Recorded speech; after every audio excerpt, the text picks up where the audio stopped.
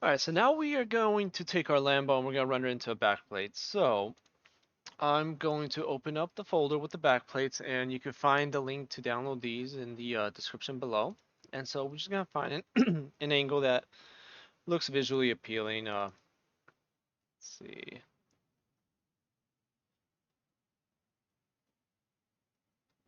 Skim through these. Um, that one's not the best.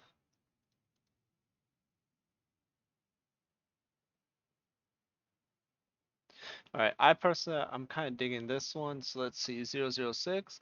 So the first thing you want to look at is what was the lens. So it was shot at a 32. And then my aspect ratio is 1.5.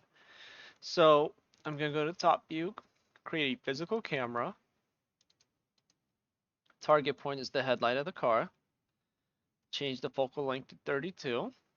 There we go. Make sure this is off. Now for camera properties, I'm going to do 200, 100, 5, 6. All right. Now what I want to do is put this backplate into my viewport background. So I'm going to hold Alt, press B. This window comes up. Click Use Files. Click Files. 006. All right, so there we go. So now what I'm going to do is quickly open up the photo of my car as a reference. Get an idea for a sense of scale. So let's see here. So something like this, maybe a little bit smaller. There we go. Now what I'm going to do is create a plane in the top viewport, and this is going to be my little reference plane as well as a shadow catcher later on. But this I'm going to use to make sure our perspective is set up correctly. So what you want to do is kind of look at this line and make sure it matches a line in the background. So something like this. And then what I typically do, convert it to editable poly and just extrude this up just to kind of see that. Extrude it in. So far, so good. So as you can see, our sense of reference, the lines are matching up, which is fantastic. So I'm going to unhide everything. So there's our car again. All right. Now what we'll do is we'll copy where the HDRI lives. So what we want to do is go to Scene, click on None next to Single Map, and go to Maps, Corona bitmap. The window comes up. Load our 8K HDRI. There we go. Press OK. And now start the interactive mode. So I'm going to uncheck direct visibility override because I want to see what the HDRI is doing placement wise. So we'll open up material editor. I'm going to reset all these materials like so. I'm going to drag and drop this one into an empty slot. Make sure it's an instance. Change these. All right, so usually when you bring an HDRI, it's inverted, it's backwards. So we want to just put one into the tiling on top. There we go. And now what we'll do is just kind of rotate it. So what we want to do too is pay attention to the shadows and look at our photo reference. So the shadow kind of falls more up against the wall, a little more straight. So 70, there we go. And if you want, what you can do is also change this from spherical to dome, and then make this 5 feet off the ground, 20, 30.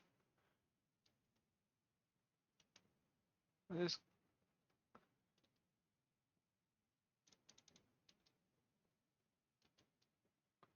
kind of help with some of the reflections. So let's see. So see, we had these bars reflecting. We're kind of getting that same look, which is good. So what I'll do is just, well, nope, we don't want that. Let's see if we had any sky in ours. a little bit, but that might be the gray wall. So we'll go to 73. So there we go. That feels pretty good. So now what I'm going to do is click on direct visibility. I'm going to click on none, and I want Corona tone map control. Take this, drag and drop it into an empty slot. Uncheck these three. Then just do a bitmap. This window comes up. We're going to load our backplate, which is 006, and change this from spherical to screen. I'm going to turn off any filtering. I want it nice and crisp. All right. Now what we'll do is create a brand new material, and we want to choose Corona Shadow Catcher. Drag and drop this one into here. Instance. Place it on the ground. Always transparent, so that way it doesn't show up in the alpha. I'm going to change this to 10 so I get some darker shadows. There we go.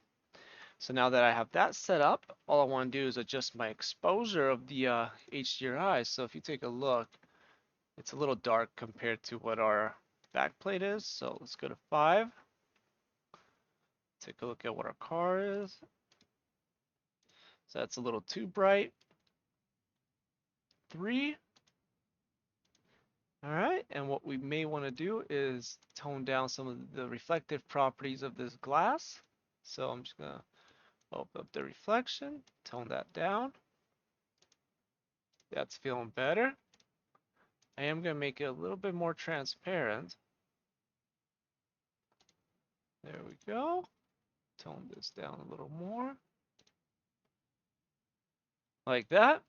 Now what I will do is open up C materials, daytime running light, and headlight. So let's see. We tone that to 0, so we'll have that 5, 3. And then this is our little LED strip. So 0.5. There we go. That's looking good. All right. And that in a nutshell is sitting in place. It's feeling pretty good. Now, given it's pretty far away, what we can do is turn on 2D zoom mode and zoom in. And as you can see, when we're zooming, this is getting distorted. So to keep that from getting adjusted, if I remember correctly, it affects the way the reflections fall into place. So it was one of these. I think it's do not alter projection. It was something to do with the ground plane, if I remember. It's been a while since I used Corona. I think that was it. All right, so we're going to zoom in, take a look at what we have happening. So we have a nice shadow. It's sitting in the scene. There we go, a little. So as you can see, we have a shadow in here, and that's a shadow within a shadow. So that's not very accurate. So what we can do is once we render it, go into Photoshop and just clone it out and just brush it in, just so we don't have this difference, because it is in the shadow. Now, the other thing what you can do is you could put a 3D model of a tree and have the shadow of a tree fall onto the car. I'm not going to do that simply because I don't have a 3D model of a tree to share with the public. So I don't really want to put in a tree asset that you can't have on your end. So if you have a tree on your end, feel free to add it, but I'm not going to for this purpose of the tutorial. What I will do is I'll bump this up to like a 4. And now I just want to see what will happen if I turn this 30 to a 50. So as you can see, the shadow did get a little longer. I'm going to change it to a 90, 150. I kind of want that shadow to fall onto the back. It's just going to add a little more realism to the scene. So 60.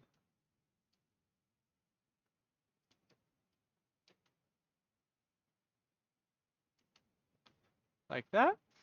And so what I'll do here is go down here and just give it a little bit of an angle, and that is going to fix this little weird crevice area. And I'm going to add this modifier right here, That's gonna round off our corners. So that way it's not razor sharp. And then the other thing, as you can see, is through our windows, we're not getting the proper view. We're getting the HDRI showing up. So when we render it, there's an alpha that comes in for the windows. I typically don't like to deal with taking that out. So what I usually end up doing is just creating a plane behind the car like this, moving it down and applying my shadow catcher to that. And then I'll just do object properties, not visible to camera, and uncheck receive and cast shadows. So the only purpose of this for me is to give me a good accurate visual through the windows. So there we go. And that in a nutshell is our Lambo in the scene. Now what I want to take a look at is if this car comes in different finishes, because this black carbon fiber, while it is nice, it's kind of boring, at least in this shot. So it looks like we could do a solid red from the looks of it. So this is what I found. So it looks like the sheet metal body could be red. So let's take a quick look at what we get if we select this. Because I think this all shares the same material. So if I select this, let's see. Oh, that's carbon rough. Okay. So what we might end up being able to do is I'm going to swap these out. I'm going to turn this off, make this a Corona Legacy material. And so as you can see, we have a clear coat. So now I'm just going to adjust our base coat to be a red. I think red's just going to stand out more and look a little bit more exciting for me personally. So I'm going to turn on reflection, 0.6, 6. I'm going to spread that metallic a little more. What I'm going to do is copy the carbon fiber over there. I'm going to swap these out. So that way we make sure our wheels are accurate. Glossy carbon too. There we go. And then what that does is it doesn't have this yellow finish here. This turns into black. There we go. That's a little more exciting to look at than just a black car in the distance. All right, and then what we'll do too is add a little bit of wheel turn. So just a little 5, 10 degrees. Nothing too crazy, but something to capture some of that light from the sun. There we go. So our body's nice and bright. Now let me see if I have that right. All right, so that's pretty good. That's how it is. And then what I did see online is they have the black on black wheels. I'm just gonna leave the silver on the wheel and leave that as is. Awesome. Well, that in a nutshell is how I render, or how I render my backplate HDRIs in Corona. So as you can see, it was a very simple process, not much to it. Let me see here.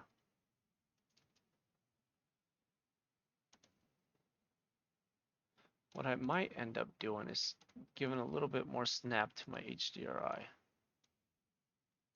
So that way my shadows are darker. So as you can see, you could just adjust the curve and we're going to darken our shadows. So I'm just going to darken them a little bit just so it matches the tree shadow a little more. That helps really put it into the environment better. So there we go. Now that we have that done, and what we'll probably do is desaturate this red a little bit. It might be a little too saturated for the current environment.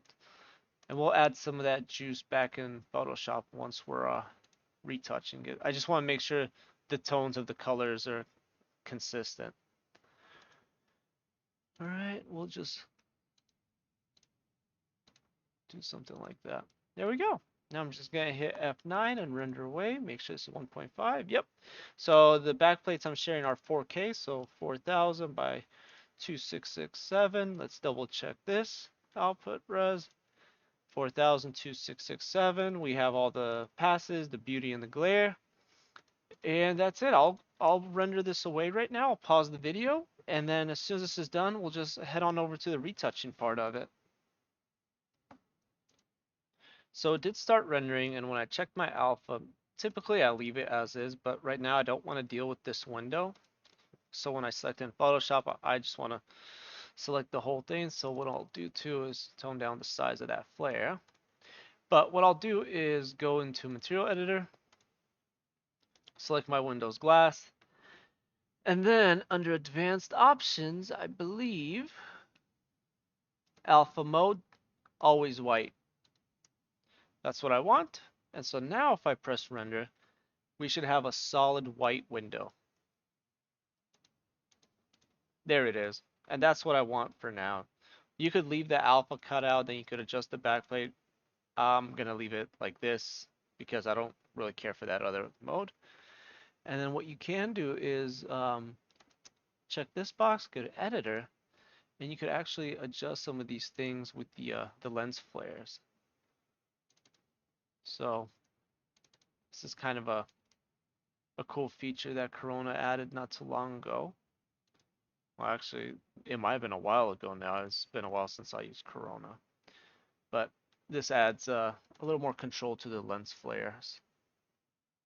So there we go. I'll let this cook away, and as soon as this is done, which doesn't look like it's going to take much, it's a low-res render with a small size CGI car. There we go. And then actually, I'll show you one other thing. What you can do is just to help with environmental accuracy. So we have created this little reference item, and it's a good sense of scale testing. But what I want to do is get a little more accurate reflections out of my environment onto the car. So what I'm going to do is actually go in and model some more of this environment to the wall. So just like that. Delete that, delete that. Don't need that, don't need that. Move that out. That out. All right. And we will see what will happen with our reflection now. And so what we'll do here is, yeah,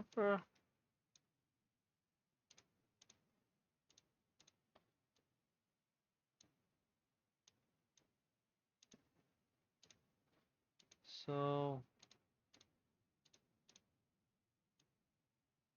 I don't remember. It used to be able to round it off. Whatever, I'll just do it like this for now, just to kind of get to the point. So I'll do it like this, and then I'll select weight.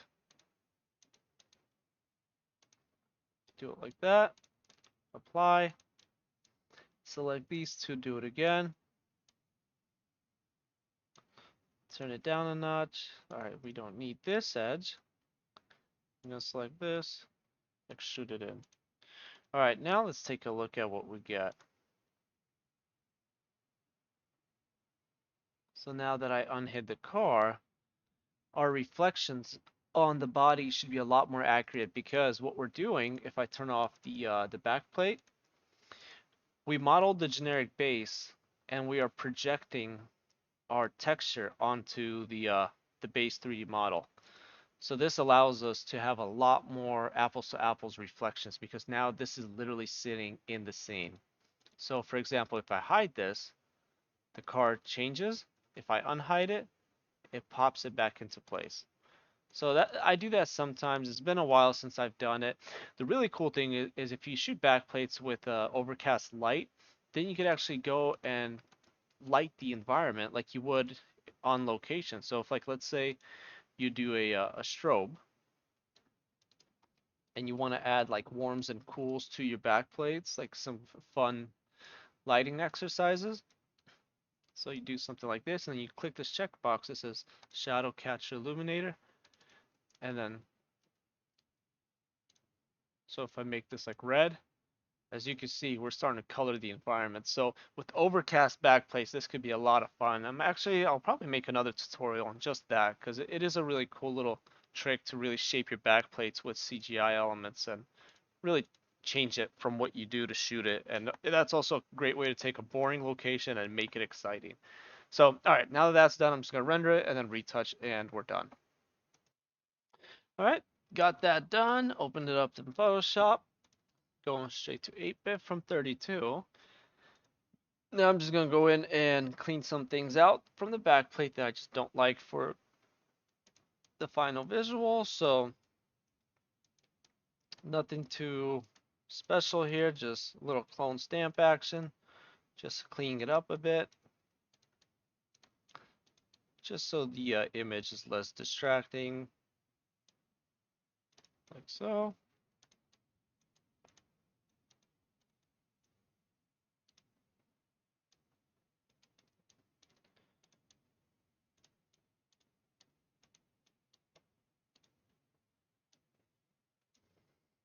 There we go.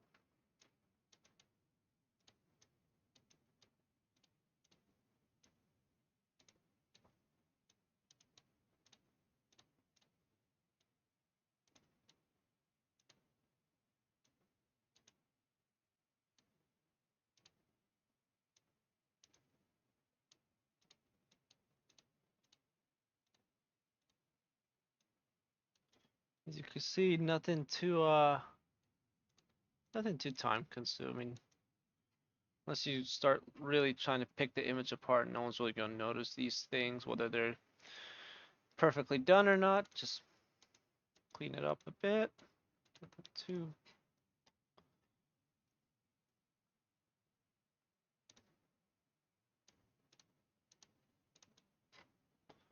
There we go.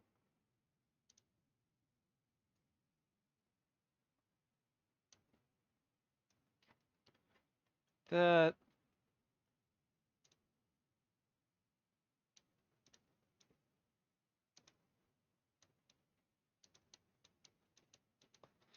Some of the stuff in front of the car.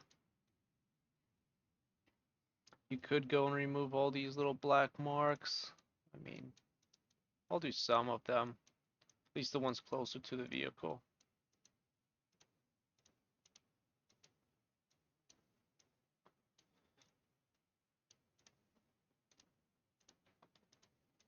There we go.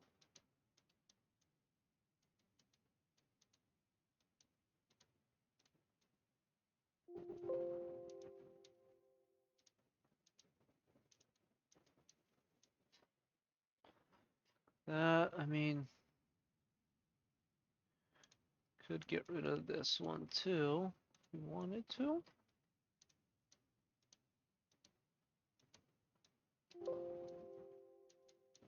I'll just remove a portion of it, not all of it. Just enough to get it away from the car. All right, so now we have our car right there. We got that out of the way. Let's go our masks. Oh, I didn't have the map channel 1 on the car paint, so we'll see what we can do with selective color.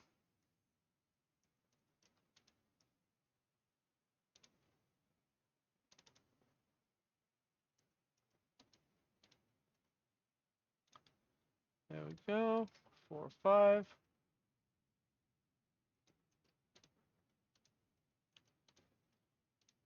Pop those in there. Then we'll throw the bloom and glare in here as well. I'm just dragging and dropping now. And the normals. All right. Make this a screen. Go, pop that in. Now let's see what would happen if we did this.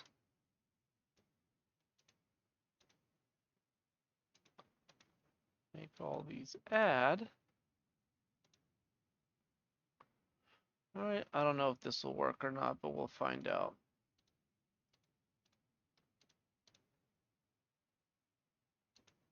All right. Actually, well,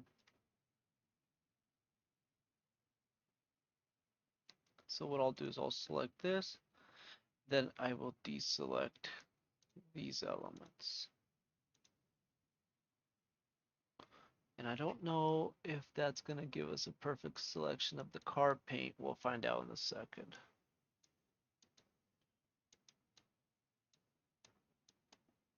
If it's not, whatever. Try to do something real quick without having to go back and re-render the body.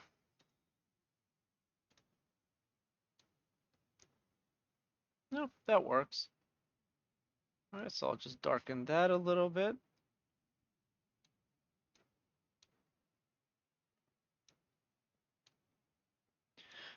Nothing too crazy. Go in. Like these things. The tires I'll probably darken. They're a little too gray for my liking. So throw curves on there. Like that. What do we have here? That's good. Everything else is looking good. What we can do, get it a little fake car paint pass and do a color range. Select this, then the lower bit like that, and then go in and add a little bit of depth to our body. Just like that. And then do the same thing from above. The sun does come from over here. And what we'll do is expose the top part of the body just to give it a little more shape. There we go. Now I'm going to go to the reds, desaturate it just a little more, darken it a bit.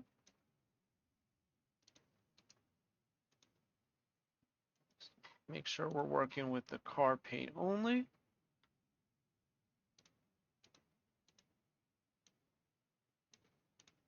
There we go. All right. Now I want to add a little bit more snappiness to the windows. So we'll go in there. And then what I'll do is select the normals. Do a color range. Something like that. And let me see what will happen is if I do this. Just kind of want to give it a little bit of a roll. All right, there we go. Now what we can do is go in and darken our whole back plate a little bit more.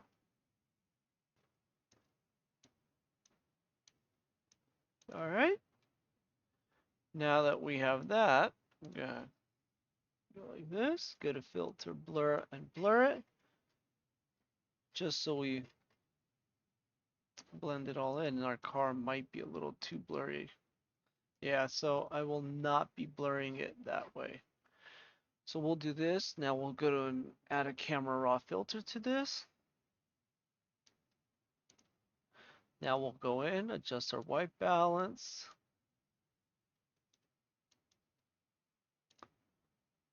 Open up the image some. And now what I want to do is, where's my car paint? I'm gonna saturate it and take out some of that orange. Give it more of that red.